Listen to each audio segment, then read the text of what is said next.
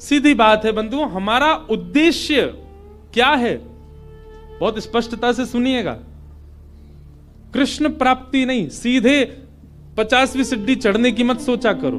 बीच में बहुत सारी सीढ़ियां हैं, धीरे धीरे चढ़ना पड़ेगा। इतने बड़े पांव नहीं कि आप 50वीं सीढ़ी चढ़ जाओ। हमारा उद्देश्य क्या है? किसी से पूछो, किसी भी भक्त से पूछो, आपका उद्देश्य क्या? तिलक क्यों लगाते हो? नाम जप क्यों करते हो? कंठी माला क्यों करते हो? एकादशी क्यों करते हो? वृंदावन क्यों जाते हो? हम पे श्री जी की कृपा हो जाए, हमको ठाकुर जी मिल जाए। इतनी जल्दी मिल जाएंगे?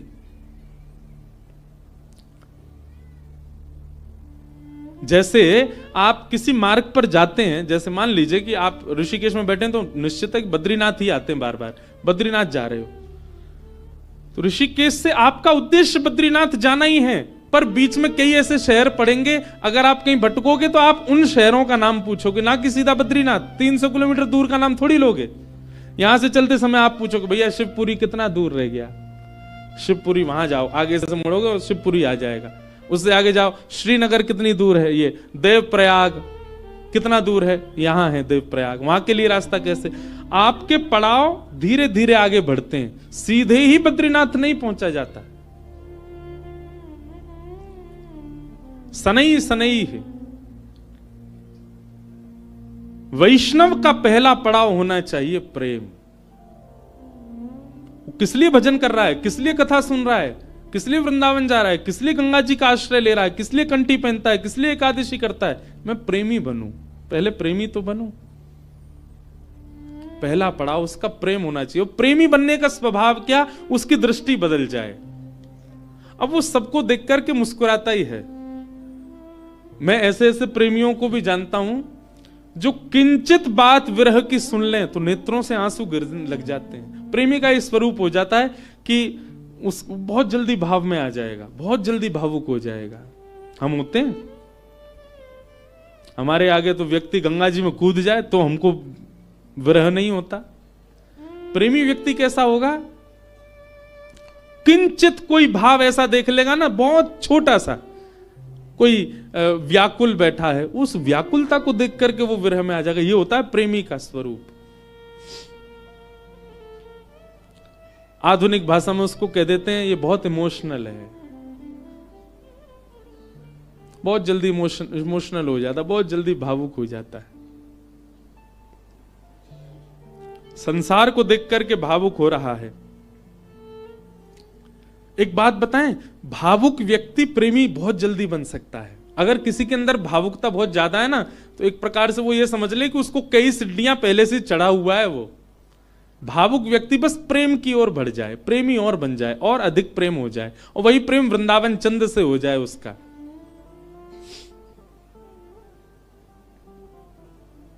हम कई जगह कथा करने जाते हैं, तो कथा करके जब निकलने लगते हैं ना वापस, 7 दिन पूरे होने के बाद, बहुत लोग भावुक हो जाते हैं।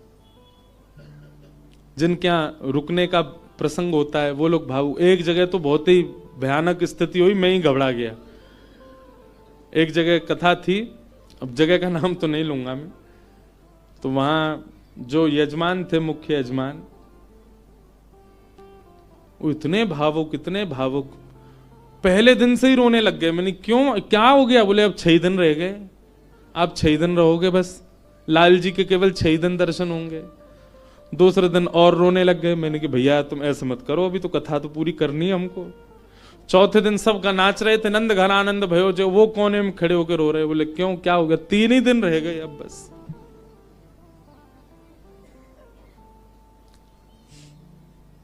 जिस दिन विश्राम दिवस था, मैं तो बहुत घबरा रहा था। मैंने आज क्या होगा, वो पहले दिन से ही रो रहे हैं। वही हुआ। अच्छा, ऐसा और था कि कथा करते ही मुझे एयरपोर्ट जाना था, मेरी फ्लाइट थी। कथा भी मैंने सुबह सुबह की थी 7 बजे से। आरती, विश्राम आरती हो रही थी, और मैं बस ये था कि हे लाल जी कुछ हो नहीं, बहुत भाव में।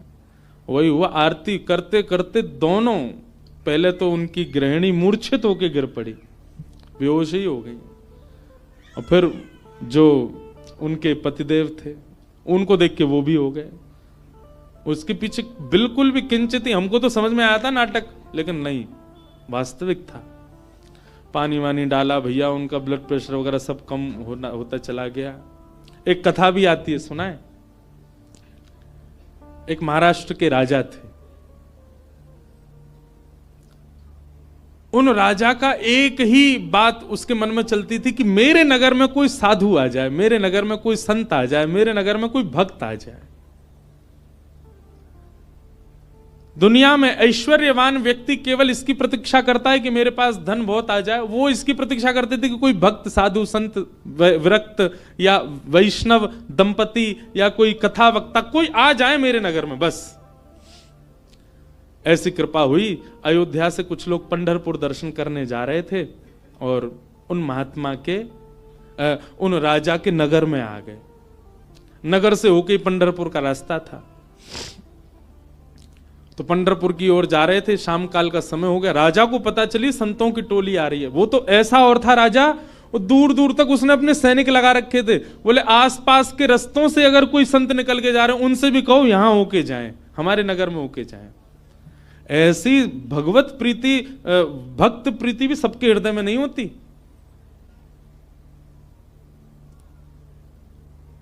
ये बात बंधुओं लिख लीजिएगा, जिस दिन हरि प्रिय आपको प्रिय लगने लग जाए, समझ जाना आप हरि से, आप हरि के प्रिय होते जा रहे हो। आपको पता चल जाता है व्रज से कोई आया, भले ही आप उसको जानते नहीं, पर आपके मन में उत्साह हो जाता है हमारे वृंदावन से आए हैं, श्री राधारमण जी के यहां से आए हैं, श्री बिहारी जी के चरणों से आए हैं। भले ही आपका परिचय नहीं, फिर भी आप ब्रज से आए जान करके उनको प्रणाम करने जाओ। ऐसी प्रीति अगर आपके चित्त में है, आप प्रेम की अवस्था में आ चुके हो। हरि से ज्यादा हरिजनों से प्रीति हो तो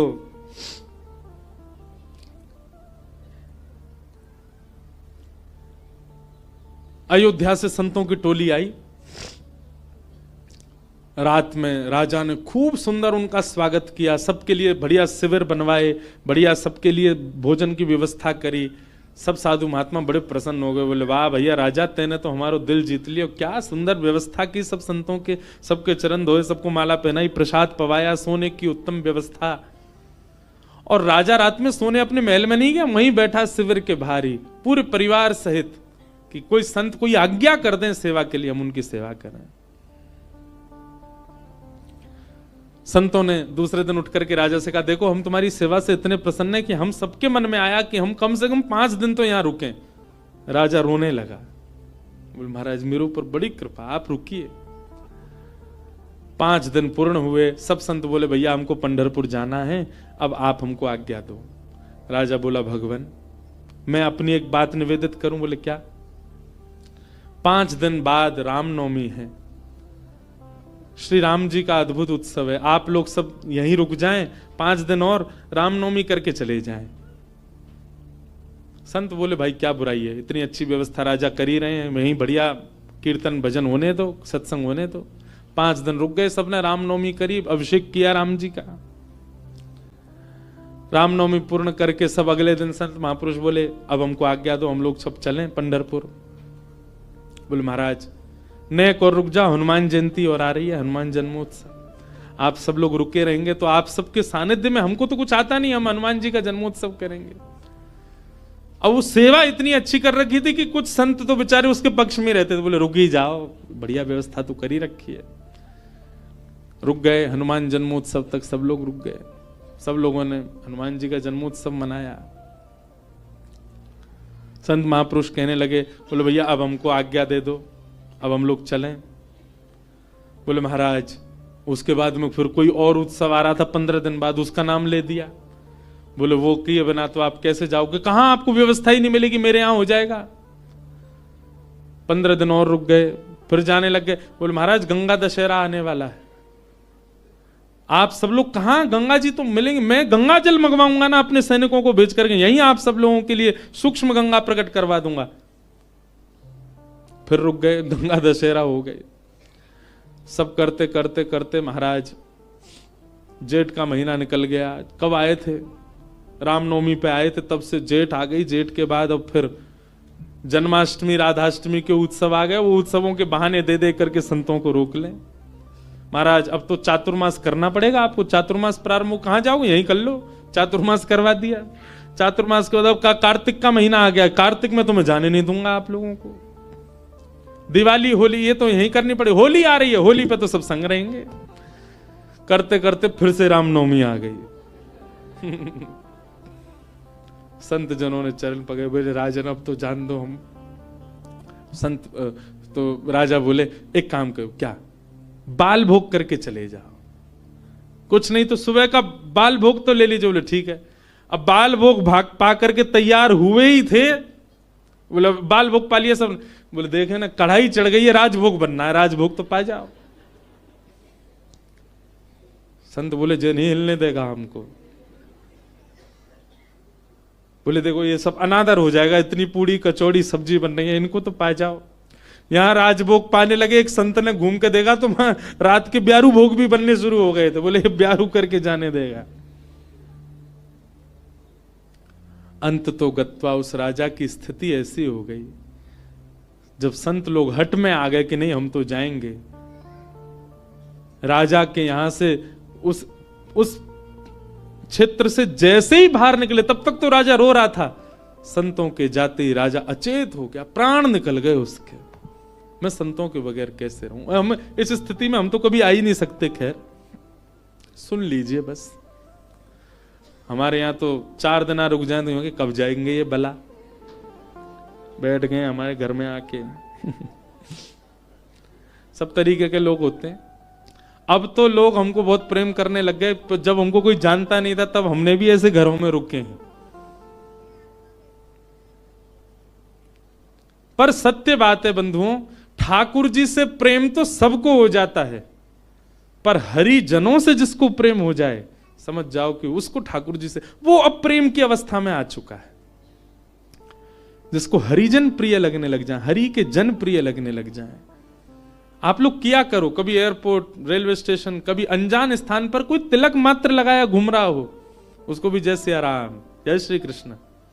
सामने वाला प्रत्युत्तर में अगर ये पूछ ले भैया कौन, कुछ नहीं आपके माथे पे हमने तिलक देखा, कंठ में हमने तुलसी जी देखी तो हमको लगा कि आप वैष्णव हो इसलिए हमने प्रणाम किया।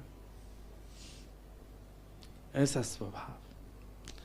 तो प्रथम गंतव्य ठाकुर जी नहीं होने चाहिए, पहला गंतव्य प्रेम होना चाहिए। हमारे भजन का, हमारे साधन का, हमारी कथा का, हमारे नियमों का, सबका प्रथम पहले किसको प्राप्त करना है कि पहले हम प्रेमी बने। पहले ठाकुर जी नहीं, पहले ठाकुर जी के लायक बनो, और फिर जब लायक बन जाओगे, ठाकुर जी को कभी अपने केंद्र बिंदु में मत रखो। एक बात बहुत ध्यान से सुनो, किसी को पाने के लिए आप मत तड़पो, स्वयं को ऐसा बनाओ कि सामने वाला आपको पाने के लिए तड़पे, सामने वाला आपको पाना चाहे।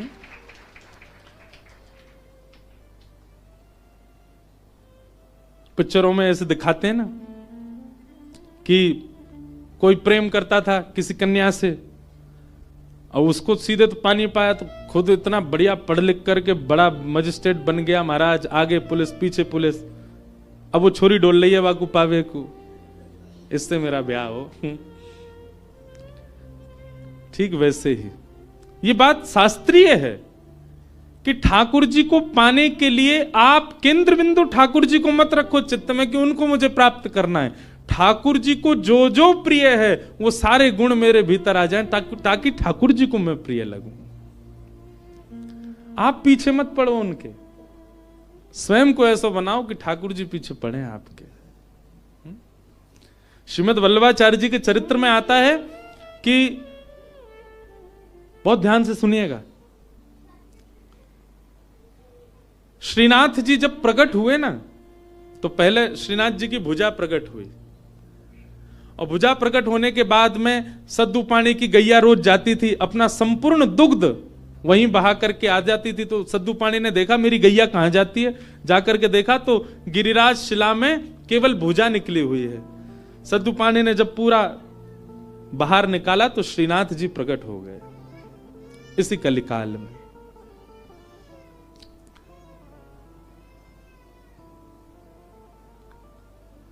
तो सद्दू पानी ने ठाकुर जी से प्रार्थना की कि ठाकुर जी आपके लिए क्या लाऊं मैं, आप क्या पाएंगे, क्या व्यंजन लेंगे, क्या भोग प्रसाद लेंगे, आप विश्वास मानेंगे?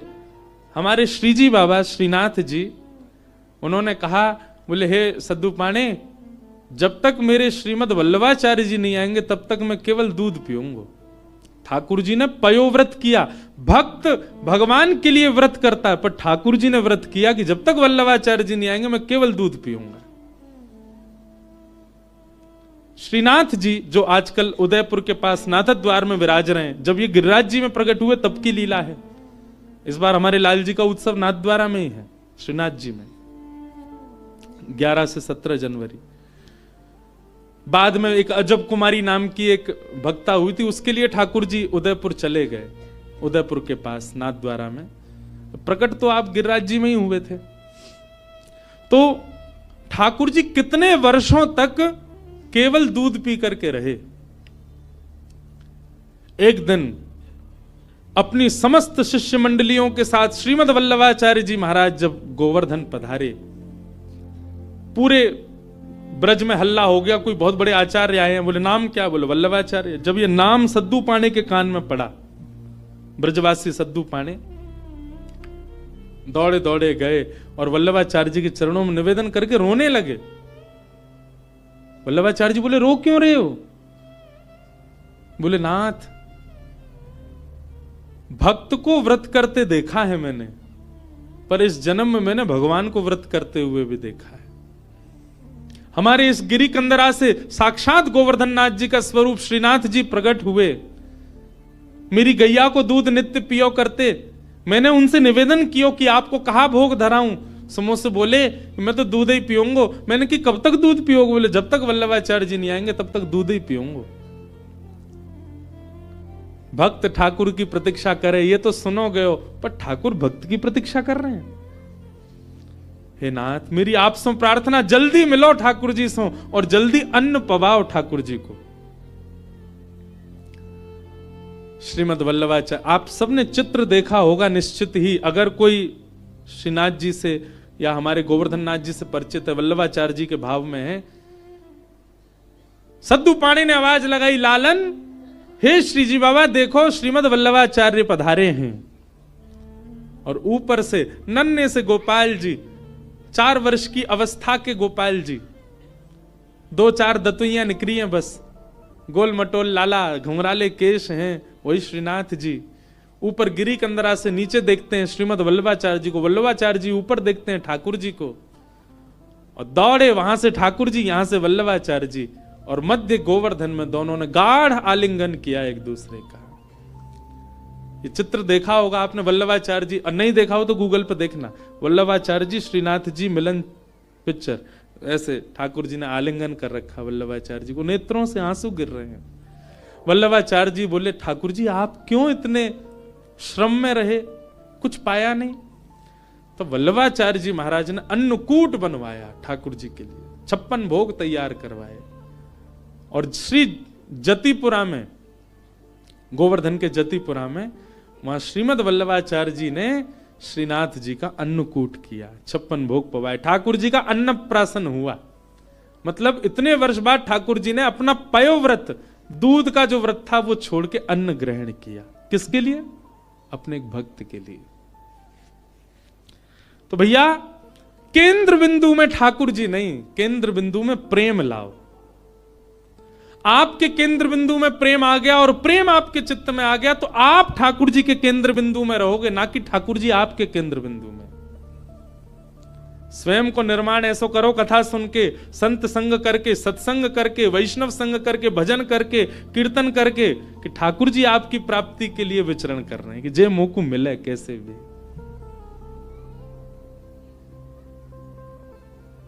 आज से आपके भजन साधन में उद्देश्य भगवत प्राप्ति नहीं, प्रेम की प्राप्ति हो।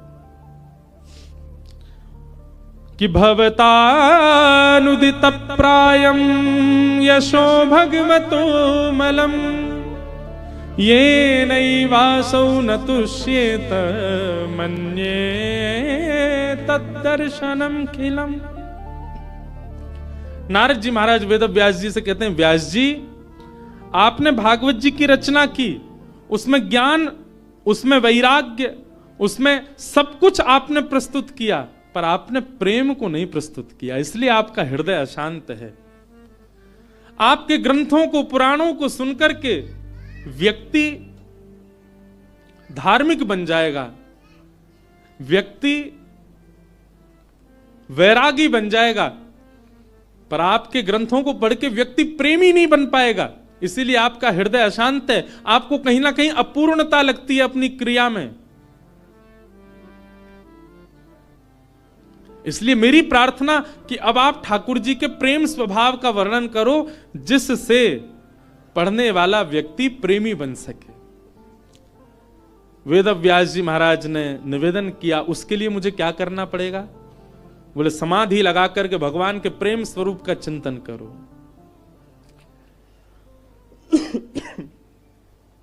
श्री वेद व्यास जी महाराज ने समाधि लगाई और समाधि की भाषा में ही अपने अंतिम कृति का निर्माण किया वेद व्यास जी ने।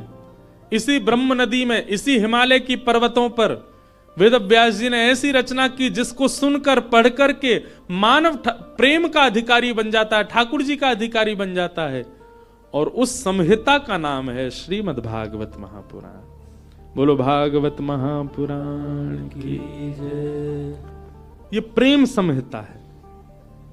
भागवत जी श्रवण के बाद, भागवत जी अध्ययन के बाद, भागवत जी के अवलोकन के बाद प्रेम प्रस्तुत होता है चित्त में।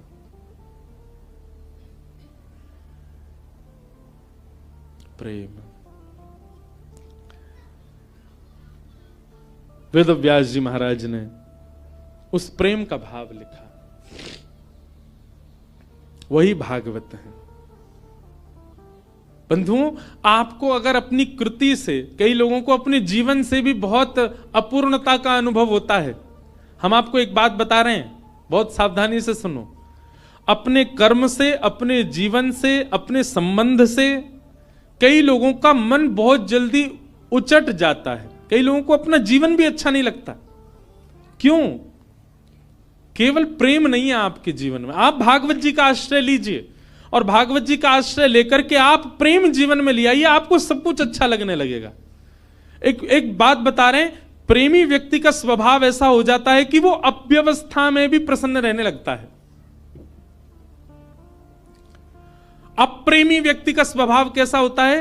वो कहीं भी जाएगा ना, नाक मुंह मोड़ता ही रहेगा। यहां तो ये है, यहां तो ऐसा है, यहां मैं कैसे बैठ जाऊं, ये मैं कैसे खा लूं, यहां मैं कैसे बैठ सकता हूं, यहां मैं कैसे नहा सकता हूं, यहां मैं कैसे रह सकता हूं, इस व्यक्ति के साथ मैं कैसे जी पाऊंगा, इस माहौल में मैं कैसे रह पाऊंगा। ये सब जगह जो अपने आप को अपरिपूर्ण माने, समझ जाना अप्रेमी व्यक्ति है। पर प्रेमी कैसा होता है? वो जहां बैठ जाता है ना, वो स्थान ही अच्छा लगने लग जाता है। कई बार आपने कुछ ऐसे स्थान देखे होंगे, उन स्थानों पर कभी आपकी नजर ही नहीं पड़ी होगी, या उस स्थान को देख करके आपने सोचा होगा ये तो सामान्य सी जगह है, ये कौन सी बड़ी बात है। पर उसी स्थान पर कोई भगवत प्रेमी जाकर के बैठ जाता है तो उस स्थान की रौनक ही बदल जाती है, उस स्थान का माहौल ही बदल जाता है। अरे स्थान नहीं, कई बार कई रंग हमको प्रिय नहीं होते। मैं अपना अनुभव बता रहा हूं, कई रंग हमको प्रिय नहीं होते, कई कलर्स हमको अच्छे नहीं लगते, पर वही रंग, वही कलर, उसमें कोई प्रेमी व्यक्ति अगर आ जाए, उस प्रेमी व्यक्ति उस कलर में या रंग का आश्रय ले ले, वो रंग भी अच्छा लगने लग जाता है। कई सब्जियां आपको अप्रिय लगती होंगी, पर वही कोई प्रेमी के हाथों से प्रसाद रूप में आपको मिल जाए, आप उसका पान करेंगे, सेवन करेंगे, आपको अत्यंत अद्भुत। और अगर आपको अनुभव करना हो तो हम बता रहे हैं, अरबी की सब्जी हर कोई नहीं पा सकता, इतनी बढ़िया नहीं लगती। हमारी श्री जी को बहुत प्रिय है, किशोरी जी को बहुत प्रिय है, लाडली जी को अरबी का भोग लगता है। कभी जाइए राधाष्टमी के समय पर, या वैसे भी हमारे तटीय स्थान वृंदावन में अरबी की सब्जी बनती है। आप पे कृपा हो जाए, नहीं हो तो वहां किसी महात्मा से कह देना हमको थोड़ा प्रसाद दे दो, वो मधुकरी रूप में आपको अरबी देंगे, आप पाके देखना। सारे विश्व के जितने भी रस होंगे ना, वो सब रस फीके लगेंगे उसके आगे। क्यों? क्योंकि प्रेम स्थान पर वो निर्मित है, इसलिए उसका स्वाद अद्भुत हो जाता है। मैं कथा करता हूं, हमको राग रागनी आती नहीं, हम बस ऐसे गा लेते हैं, ये सब गुरुजन बैठे हैं, ये लोग जैसो बजा दें वैसो हम गा दें।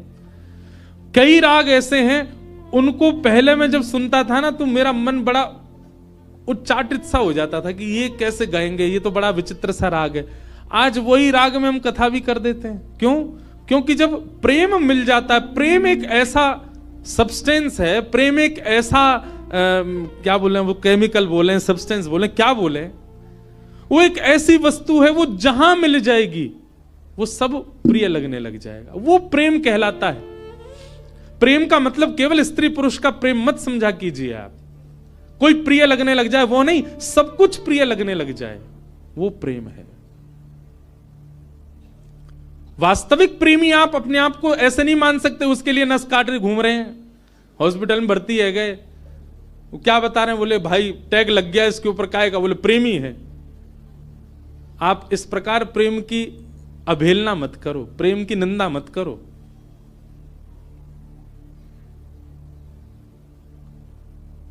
गंगा जी पे सब जगह चले जाओ, पहाड़ों में, नदियों में, सब जगह एक पॉइंट होता है, क्या इसको सुसाइड पॉइंट बोलते। क्यों? यहां से व्यक्ति अपने प्रेमी के लिए त्याग कर देता है, आत्महत्या कर लेता है। ये प्रेम है। प्रेम में केवल एक व्यक्ति प्रिय नहीं लगता, प्रेम में सब कुछ प्रिय लगने लग जाता है। बुद्ध, भगवान बुद्ध प्रेमी थे। एक मदिरा पान किया हुआ व्यक्ति जिससे सब दूर भागते हैं, नाली में पड़ा था और बुद्ध भगवान ने उसको देख लिया। अपने शिष्यों से कहा तुरंत इसको निकालो यहां से। कोई पीछे जा रहा, कोई आगे जा रहा, सोच रहे हैं, विचार कर रहे हैं, नाली में पड़ा है, दुर्गंध आ रही है, इसने पी भी रखी है। स्वयं भगवान बुद्ध लग गए उसको निकालने में। शिष्यों ने कहा, बोले कि वो एक कुभाव वाला व्यक्ति, मदिरा पान करने वाला व्यक्ति, उसका आचरण शुद्ध नहीं, और आप उसको ऐसे बचाने लग गए, ऐसे उसको संभालने लग गए। तो बुद्ध भगवान बहुत अच्छी बात कहते हैं, तुम साधक क्यों बने हो? तुम भक्ति के पथ पर क्यों चल रहे हो? क्या तुम केवल शुद्ध लोगों से ही मिलोगे, सुधरे हुए लोगों से ही मिलोगे? अरे जो पहले से ही शुद्ध हैं, जो पहले से ही सुधरे हुए हैं, उनके बीच बैठ करके तुमने क्या नया कर दिया? तुम वैष्णव इसलिए बने हो, तुम भक्त इसलिए बने, तुम साधक इसलिए बने, जो अपवित्र हैं उनको पवित्र करने का भाव तुम्हारे चित्त में आए। जो अप्रेमी हैं वो प्रेमी बने, ये भाव स्वभाव तुम्हारा बने। हम इसलिए साधक बने हैं। केवल माला देने वाला व्यक्ति को ही हम पूजें, उसी को ही हृदय से लगावें, ये हमारा स्वभाव है। सबको लगाना है, सबको उस पथ का राही बनाना है, इसलिए हम वैष्णव बने। अंगुलीमाल की कथा सबने सुनी होगी।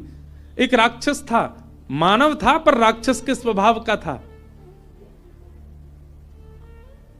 उस पर्वत पर रहता था, उस पर्वत के आसपास कोई भी मानव उसको दिख जाता था, उसको मार करके उसकी उंगली काट करके अपने गले में माला बना के पहनता था, इसलिए उसका नाम था अंगुलीमाल।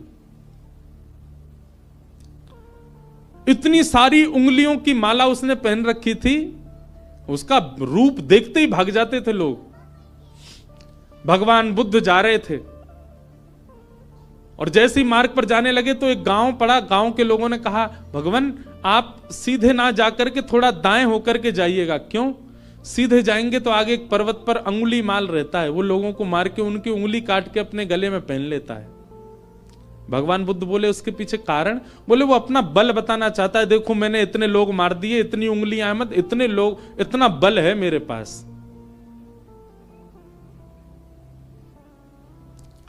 भगवान बुद्ध कहते हैं भय का बल नहीं होता, प्रेम का बल होता है।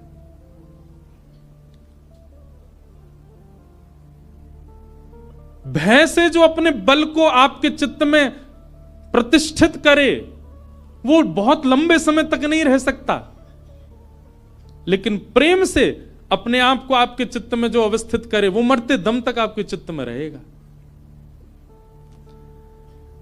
मानस जी में एक बहुत अच्छी लीला आती है कि राम जी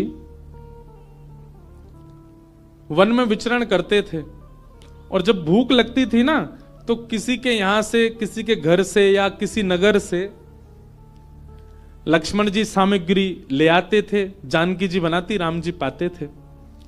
लेकिन ऐसा वर्णन आता है कि कई बार लक्ष्मण जी को सामग्री नहीं मिली, और वनवासी थे तो उनके पास धन भी नहीं था, भाई दे के ले लें। तो राम जी जाते थे सामग्री लेने के लिए, और राम जी जब जाते थे तो सामग्री लेके ही आते थे। तो फिर मानस जी में तुलसीदास जी वर्णन करते हैं कि राम जी ऐसा क्या दे के आते थे कि लोग सामग्री देने को राजी हो जाते थे।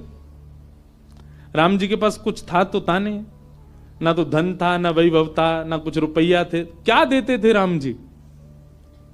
तो मानस जी में श्री गोस्वामी जी वर्णन करते हैं कि राम जी जब कुछ सामग्री लेते थे, या सामग्री लेते भी थे, या फिर कई बार सीता जी बड़ी रसोई बनाती हैं और संतों को पवाते, संतों को पवाने के बाद दक्षिणा देनी होती है, तो ये दक्षिणा के आदान प्रदान पर या सामग्री के आदान प्रदान पर राम जी क्या देते थे।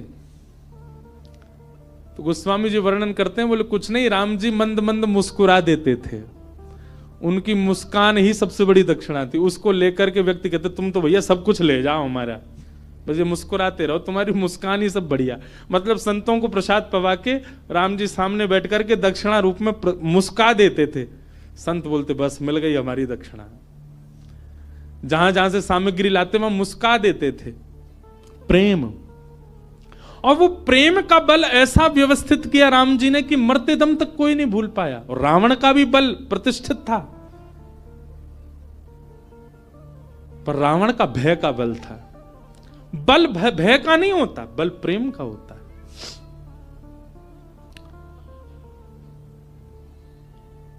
बुद्ध भगवान चले गए उसी मार्ग पर जहां अंगुलीमाल था। जैसे ही पहुंचे पर्वत के ऊपर, अंगुलीमाल ने दूर से ही कहा मैं साधु सन्यासियों का बहुत सम्मान करता हूं, पहले तुमको सचेत कर रहा हूं, मार्ग बदल दो अपना, मेरे पास आ गए तो तुम्हारा सर धड़ से अलग कर दूंगा, मैं चेतावनी दे रहा हूं, मेरे पास मत आना। पर बुद्ध रुके नहीं, सीधे चले गए। तुम जानते नहीं हो मुझे, क्यों चले आए हो मेरे पास। और क्रोध में भर के थोड़ा और चेतावनी देने के लिए अंगुलीमाल एक वृक्ष के नीचे खड़ा था, उस वृक्ष की डाल पकड़ करके जोर से खींच ली, डाल टूट गई। बुद्ध भगवान मंद मुस्काते सामने खड़े हो गए। अंगुलीमाल तुम देख नहीं रहे हो। अंगुलीमाल बोला तुम देख नहीं रहे हो मैं कितना बलवान हूं, और तुम चले आ रहे हो, मैं तुमको मना कर रहा हूं फिर भी रुक नहीं रहे हो। डाल हाथ में पकड़ करके खड़ा था। बुद्ध भगवान बिल्कुल सौम्य भाव से उसके समीप गए और कहा ये डाल तुमने तोड़ी? बोले हां। अब इसको जोड़ दो, जहां से तोड़ी है इसको वहां लगा दो पुनः। अंगुलीमाल बोला कैसी बात कर रहे हो, ये तो संभव ही नहीं है, मैं इसको नहीं लगा सकता दोबारा। बोले क्यों, जब तोड़ने की सामर्थ्य है तो जोड़ने की भी होगी, इसको जोड़ दो, यथावत जैसी थी वैसी जोड़ के दिखा दो। अंगुलीमाल बोला यह संभव नहीं है। बुद्ध भगवान कहते हैं जिसको तुम जोड़ नहीं सकते उसको तोड़ने का अधिकार तुमको किसने दिया? इतनी उंगलियां गले में पहन करके घूमते हो, तुमने इतने लोगों को मार दिया, अकेले इस पर्वत पर रहते हो, पूरी दुनिया तुमसे भय खाती है। सोचो, विचार करो अंगुलीमाल, जितनी उंगलियां तुमने गले में पहनी हैं, प्रेम से यदि इतने लोगों को अपने संग में रखते, पूरी दुनिया पूजती आज तुमको। अपने प्रेम स्वभाव से इतने लोगों का संग पाते तो तुम ज्यादा बलवान होते, लेकिन तुमने उनको मार दिया, उनकी उंगलियां डोल रहे हो लेके गले में। अगर इतने लोग तुमने जोड़े होते खुद से तो तुम श्रेष्ठ माने जाते। और इतना कहकर के बुद्ध चले गए। अपनी कुटिया पर जाकर के रुके, पीछे देखा ही नहीं। कुटिया पर जाकर के जब पीछे देखा, अंगुलीमाल चरणों में गिर गया, बुद्धम शरणम गच्छामि, मुझे क्षमा कर दो भगवान, और सदा के लिए उनके हो गए। यह है प्रेम। प्रेमी जब व्यक्ति होता है वो सबको प्रेमी बनाता चलता। जैसे किसी के अंदर कोई इत्र लगाए घूमे, जहां से निकल जाए सब जगह सुगंधित होती चली जाती है, वैसे ही भक्ति साधना से व्यक्ति जब प्रेमी बन जाता है, वो जहां जाता है, जिस स्थान पर जाता है, जितने लोगों से मिलता है, उनको भी प्रेमी बना देता है, उनको भी प्रिय बना देता है, उनको भी भक्त बना देता है, उनको भी साधक बना देता है। प्रेम। और श्रीमद् भागवत प्रेम प्रस्थापित करती हैं श्रोताओं के चित्त में। भागवत जी की रचना हुई और रचना करने के बाद वेद व्यास जी महाराज ने विचार किया, अब इस भागवत को हम घर घर तक, जन जन तक कैसे पहुंचाएं। तब वेद व्यास जी महाराज ने अपने पुत्र सुखदेव जी का आवाहन किया कि यम प्रव्रजन्तमनुपेतमपेत कृत्यम द्वैपायनो विरह कातरया जुहाव पुत्रेति तन्मयतया तर्वोऽभिनेदु तम सर्वभूत हृदयं मुनिमानतोऽस्मि। श्री सुखदेव जी महाराज आए। वेद व्यास जी के पुत्र हैं सुखदेव, लेकिन जन्म लेते ही आप ब्रह्म के ध्यान में चले गए थे।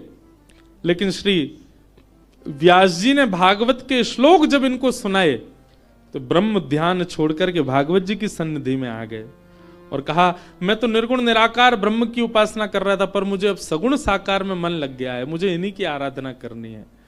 व्यास जी ने भागवत जी का अध्ययन सुखदेव जी को कराया और श्री शुकाचार्य जी ने वही भागवत की कथा राजा परीक्षित को सुनाई। पूछा गया, राजा परीक्षित कौन है? राजा परीक्षित के विषय में हमको थोड़ा बताओ। इनको 7 दिन में मरने का श्राप क्यों लगा, इनके बारे में थोड़ी हमें जानकारी दो। तब राजा परीक्षित के विषय को बताने के लिए यहां से महाभारत का थोड़ा प्रारंभ किया। यदा मृधे कौरव संजयानाम वीरेस्वथो वीर गतिम गतेषु व्रकोदरा विग्ध गदा विमर्श भृगनोरुदंडे धृतराष्ट्र पुत्रे। श्री परीक्षित जी महाराज का चरित्र और उनको 7 दिन में श्राप क्यों लगा, ये सब विषय सुनाए गए।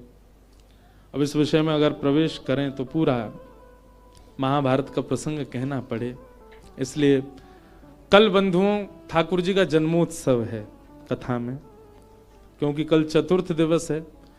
कल गंगा के तट पे आनंद उत्सव होगा, खूब आनंद से हम लोग नाचेंगे गाएंगे, जन्मोत्सव मनाएंगे श्री ठाकुर जी का। यमुना तट पे तो मनते ही रहते हैं ठाकुर जी के उत्सव, कल गंगा के तट पे होगा। आप सब लोग समय से पधारिएगा। आज श्री गिरधर लाल जी के दर्शन का समय तो है, पर हम आप सबकी संख्या देख के डर रहे हैं, क्योंकि जहां हम रुके हैं वो स्थान तो बहुत छोटा है। तो जो लोग यहां रुके ही रहे हैं अभी 6-7 दिन, वो लोग तो कल भी आ सकते हैं, परसों भी आ सकते हैं। रोज मिलेंगे ठाकुर जी 1:30 से 2:30 बजे तक गंगा दर्शन राम झूला के पास, इधर स्वर्ग आश्रम में। और जो लोग दूर दूर से आए बस वही आ जाना दर्शन करने। बाकी के जो लोग यहीं डटे हुए हैं उनके लिए तो लाल जी यहीं हैं। उनके लिए हम एक शाम का भी समय कल बता देंगे, वो लोग शाम को भी आ सकते हैं। इतनी संख्या में लोग आ जाएंगे तो फिर वो लाल जी हमारे डर नहीं जाएं, गंगा जी में गिरगिरा जाओगे, क्योंकि बगल में ही गंगा जी हैं। तो आप सब लोग बड़े भाव से पधारो। कल ठाकुर जी का जन्मोत्सव हम लोग कथा में मनाएंगे। पीले पीले वस्त्र पहन करके आना, आभूषण ज्यादा पहन के मत आना, अपना ध्यान रखना, क्योंकि चोराग्रगण्य श्री कृष्ण की कथा है तो निश्चित है उनके 2-4 दूत तो कथा में आते ही होंगे जो आपके आभूषण हरण ना कर ले जाएं, इसलिए बहुत ध्यान रखना। श्यामा हृदय कमल सो प्रगट्यो, श्यामा हृदय कमल सो प्रगट्यो, श्यामा हृदय कमल सो प्रगट्यो, श्यामा हृदय कमल सो प्रगट्यो, और श्याम हृदय तू भाए, वृंदावन प्यारो वृंदावन, हे श्री वृंदावन मेरो वृंदावन। आज ये पद पूरा गाएंगे, जिनको याद हो संग गाइए। और सुनो भैया, जो लोग भी लाल जी के दर्शन करवे जामे, उनसे हमारी प्रार्थना, तुमको अपनी खुद की सौगंध है, हमारे लाल जी से कुछ संसार मत मांगियो, लाल जी से केवल एक ही बात मांगियो, हे लाल जी आप सदा प्रसन्न रहो, आप सदा आनंद में रहो, हम अपने कर्म भोग लेंगे, आप हमको कुछ मत दो। कुछ मांगना नहीं ठाकुर जी से, ठाकुर जी से केवल उनकी प्रसन्नता मांगिएगा। हे सब सुख सागर रूप उजागर, रहे वृंदावन धाम, सब सुख सागर रूप उजागर, रहे वृंदावन धाम। हे सब सुख सागर रूप उजागर, रहे वृंदावन धाम, सब सुख सागर रूप उजागर, रहे वृंदावन धाम। ओ रूप गोस्वामी प्रगट कियो जहाँ, रूप गोस्वामी प्रगट कियो श्री रूप गोस्वामी प्रगट कियो जहाँ, रूप गोस्वामी प्रगट कियो राधा गोविंद रूप निधान, वृंदावन प्यारो वृंदावन। देखो इतनी संख्या में लोग हो, फिर भी स्वर नहीं निकल रहा आप लोगों का। अरे भाव से गाओ, उच्च स्वर में गाओ, वृंदावन मेरो वृंदावन, हे श्री वृंदावन मेरो वृंदावन। रूप गोस्वामी प्रगट कियो जहाँ, रूप गोस्वामी प्रगट कियो राधा गोविंद रूप निधान, वृंदावन प्यारो वृंदावन, हे श्री वृंदावन मेरो वृंदावन।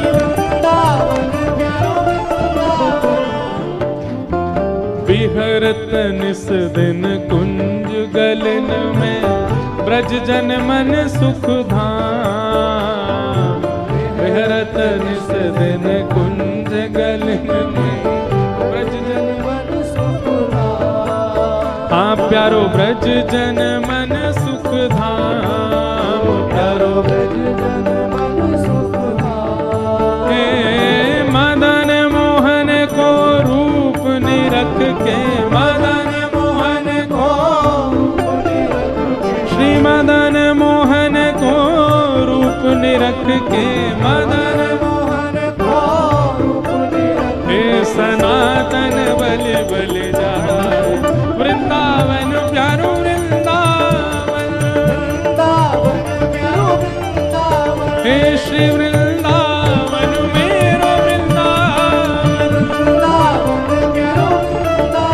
मदन मोहन को रूप निरख के, मदन मोहन को सनातन बलि बलि जाए, वृंदावन प्यारो वृंदावन, हे श्री वृंदावन मेरो वृंदावन।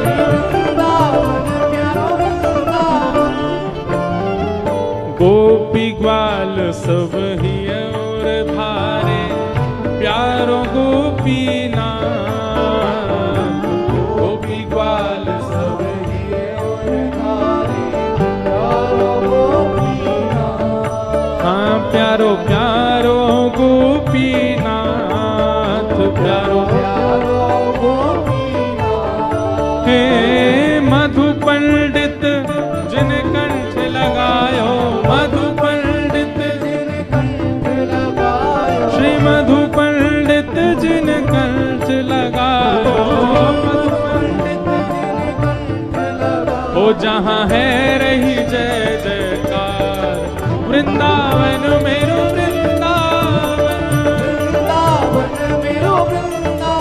हे श्री वृंदावन प्यारो वृंदावन,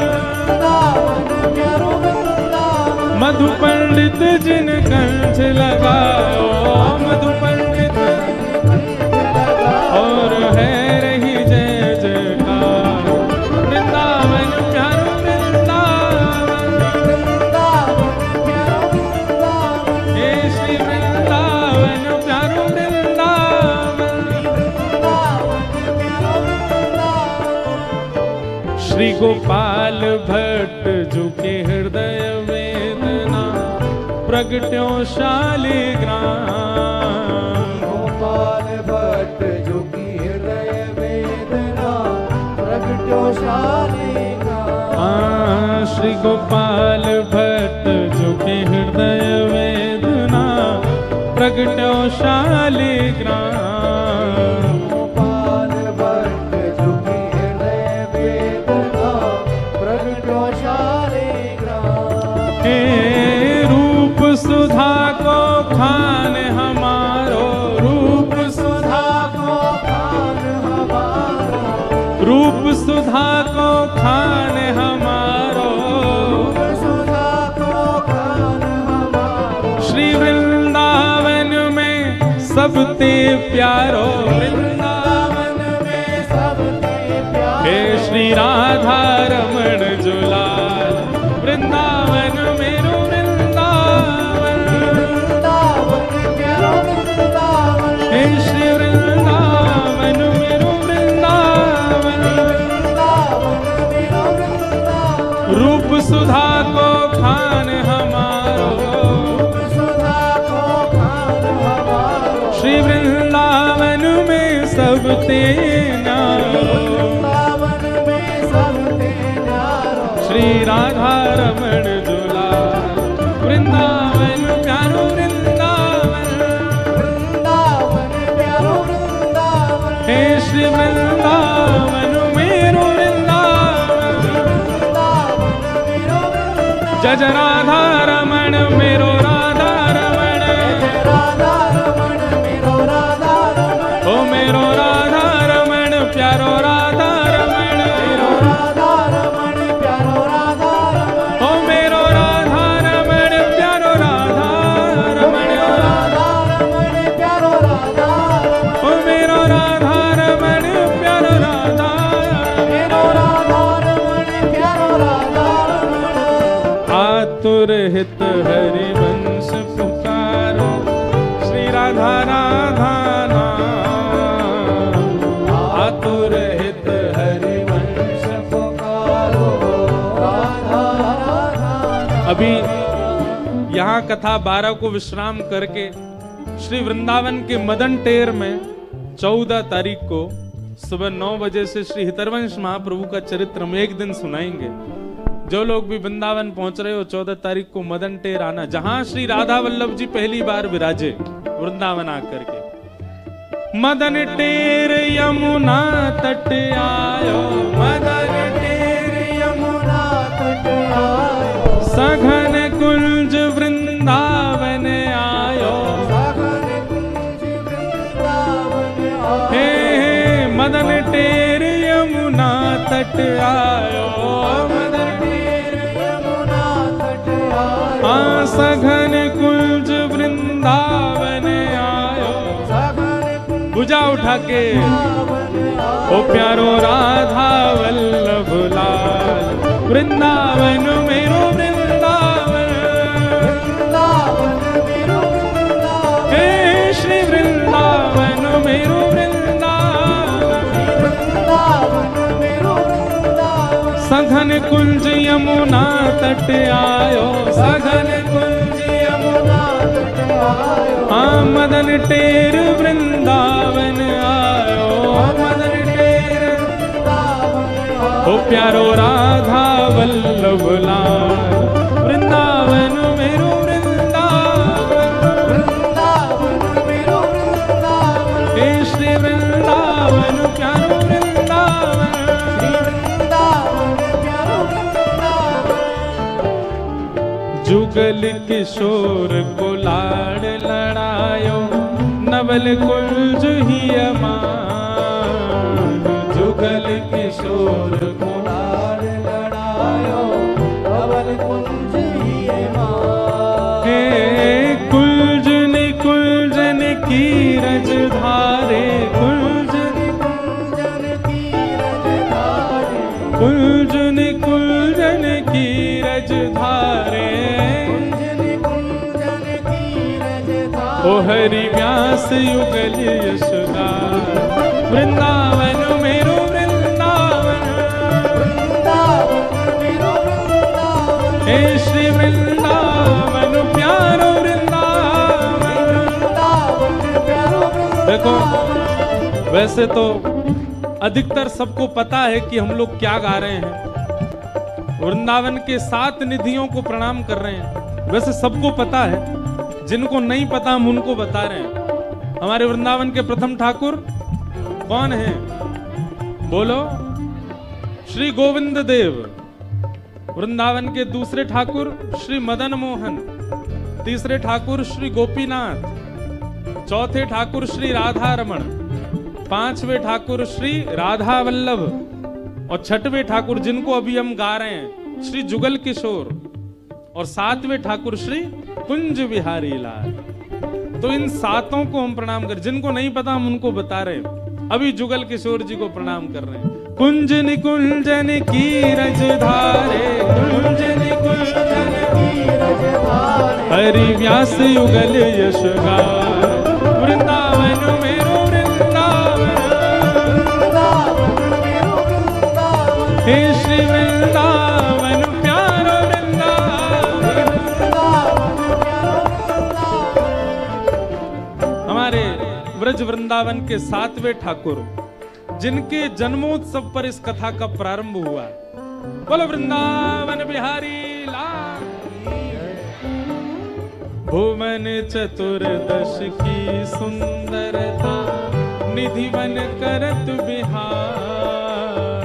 भुवन चतुर्दश की सुंदरता निधिवन करत बिहार। हे भुवन चतुर्दश की सुंदरता निधिवन करत बिहार।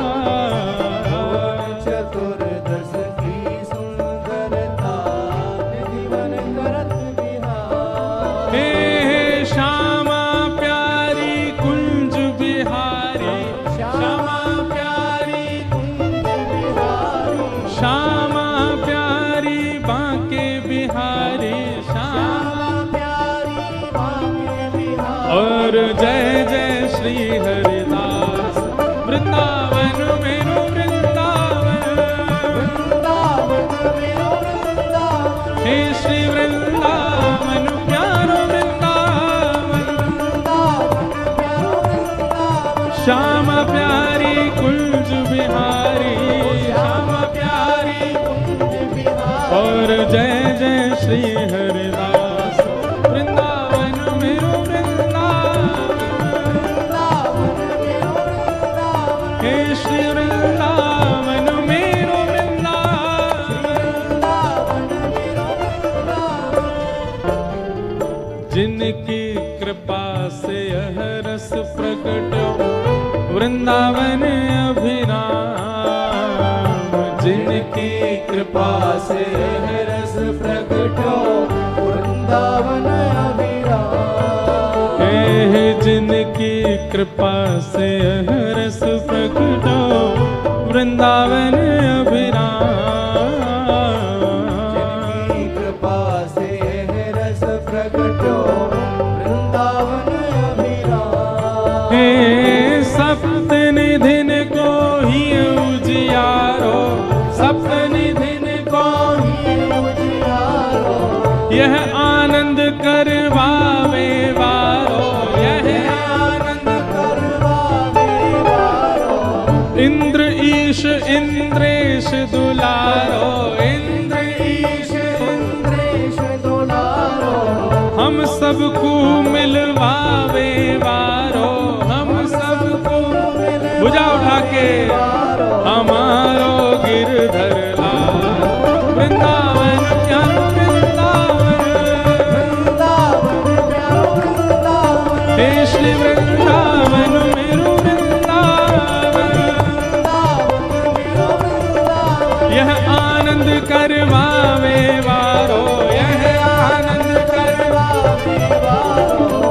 सबको मिलवावे वारो, हे हमारो गिरधर लाल। वृंदावन प्यारो वृंदावन,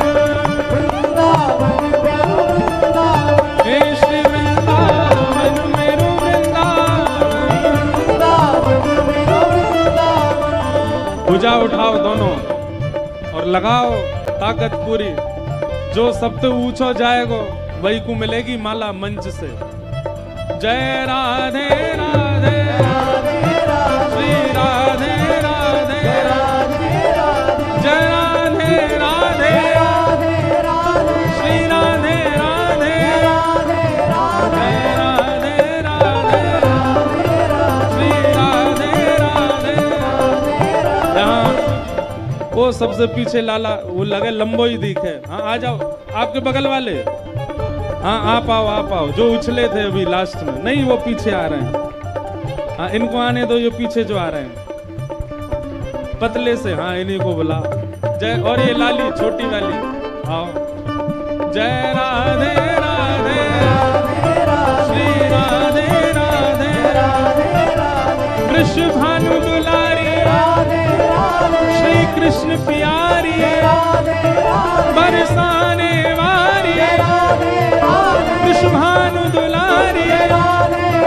जय राधे राधे श्री राधे राधे, जय राधे राधे श्री राधे राधे, जय राधे राधे श्री राधे राधे, जय राधे राधे श्री राधे राधे, जय जय श्री राम, जय जय श्री राम, जय जय श्री राम। बोल वृंदावन बिहारी लाल की। नेक जोड़ते बोलो गर्मी आवेगी। बोल वृंदावन बिहारी लाल की, श्री राधा रमण लाल की, श्री राधा वल्लभ लाल की, पूछरी के लौठा की। हुप हुप प्यारे, क्या बात है बंसी वारे श्याम। नमः पार्वती पतये हर। बोल गंगा मैया की। आप सब लोगों को जय श्री कृष्ण। कल नंदोत्सव है, सब लोग 10 बजे यहाँ पधारो। कल ठाकुर जी का मंगल जन्म